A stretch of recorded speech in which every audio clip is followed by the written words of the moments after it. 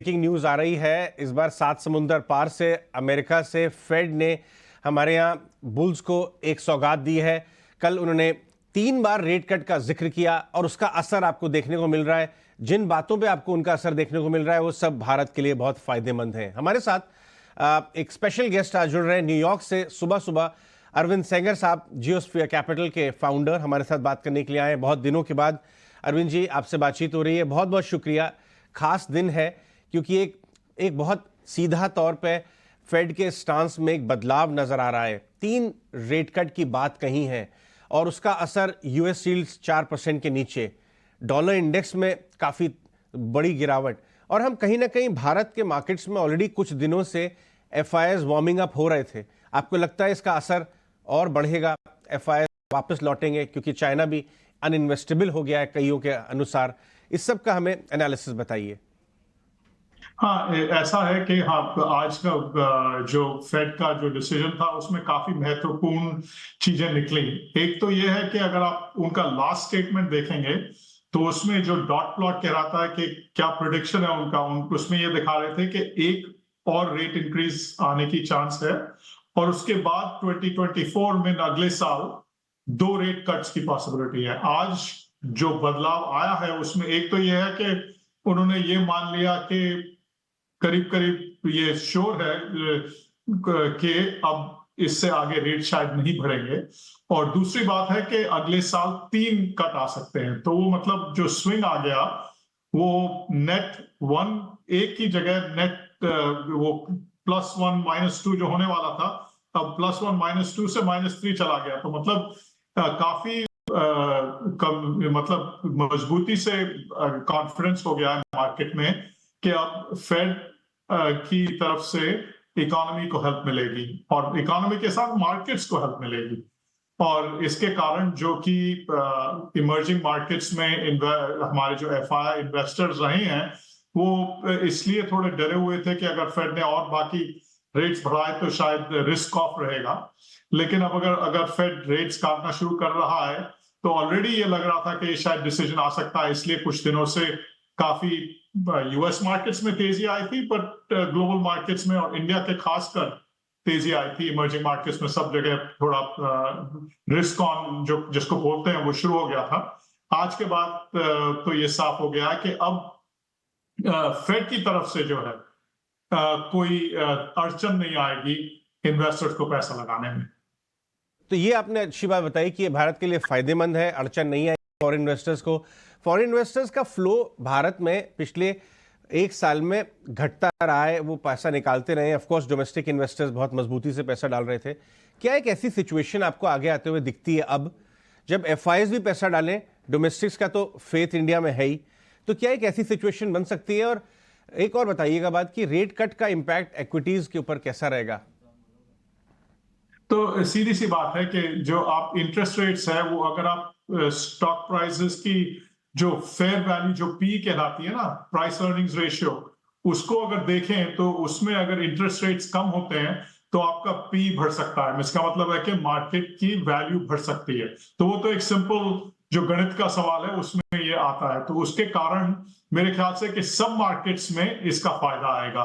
और उसके बाद जो बात रहती है, आप भारत के बारे में पूछ रहे हैं, तो इन्वेस्टर्स ये देख रहे हैं कि दुनिया में अगर हम देखें तो कहाँ हमको सबसे अच्छी ग्रोथ स्टोरी मिल सकती है जिसमें कि हमको गवर्नमेंट भी हमारी तरफ है, बिजनेसेस भी अच्छा कर रहे हैं, कहाँ की इकोनॉमीज मजबूत है और मजबूत तौर पे उस पर पैसा लगाया जा सकता है। तो उसमें इंडिया काफी आगे आ जाता है उस बात में। तो इसलिए इंडिया का डेफिनेटली इसमें फायदा रहेगा कि भारत में आज पैसा लगाने में लोगों को ये कॉन्फिडेंस है कि इकोनॉमी भी अच्छा कर रही है, पॉलिटिकल सिचुएशन भी स्टेबल है और कंपनीज की भी आउटलुक काफी अच्छा है। ये भी दिखा देना अरविंद। छोटी सी चीज आपसे और समझनी थी, ये first round of a reaction है जो कल फेड के बैठक के बाद आया है। क्या यूएस में इस तरह का पॉजिटिव रिएक्शन कुछ दिन और भी चल सकता है क्या? क्योंकि मैक्रो इवेंट और पूरा स्टांस डीएनए एक्चुअली चेंज हो रहा है। अब हम ऊपर नहीं जा रहे बल्कि रिवर्स ऑर्डर में आ रहे हैं। तो ये रिएक्शन और कितना दे सकता है अभी?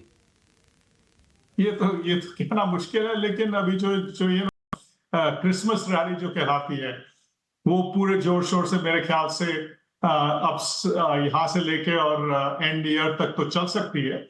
लेकिन ये याद रखिए कि एक बार ये तो देखना पड़ेगा कि मार्केट्स में किस सेक्टर्स में पैसा लगाना चाहिए। तो ऐसा तो नहीं है कि सब सेक्टर्स दौड़ेंगे, फिर लोग बाग शुरू में तो सब लोग खुशी मना रहे हैं, सब पैसा लगा रहे हैं, लेकिन सूनर और लेटर ये भी ध्यान देंगे कि किस सेक्टर्स में 2024 में, अगले साल में अर्निंग्स का आउटलुक बेटर है और किसमें इतना अच्छा नहीं है। तो उसमें एक चीज जो फेड ने कही, जो लोग ध्यान नहीं दे रहे हैं, कि उनका जो जीडीपी फोरकास्ट है वो काफी मंद है। आई थिंक उनका 3.8% नॉमिनल ग्रोथ, अगर उसमें से आप इन्फ्लेशन हटा दें तो सिर्फ 1.5% के आसपास रियल ग्रोथ है। तो इसका भी ध्यान मार्केट का, तो इसके कारण फिर मैं भारत पे इसलिए वापस आ रहा हूं कि जहां पे कि जीडीपी का रियल ग्रोथ सबसे मजबूत रहेगा वहां पे ज्यादा पैसा लगाया जाएगा, जिस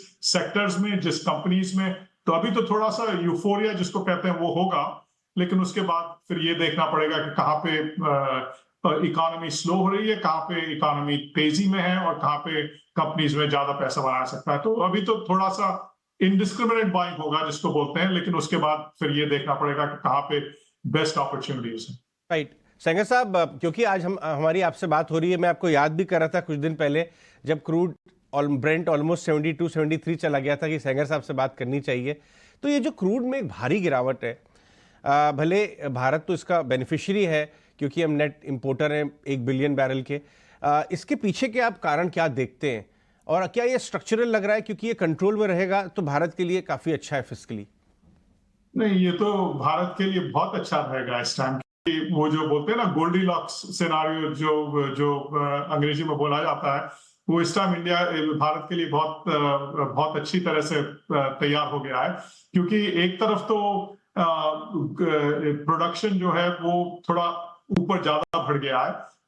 गयाना में काफी प्रोडक्शन आया है, ब्राजील में आया है, यूएस में आया है। दूसरी तरफ डिमांड थोड़ी सी धीमी रही है, और अभी जो ठंड शुरू हुई है तो उसमें जो विंटर बोलते हैं वो यूएस में और यूरोप में काफी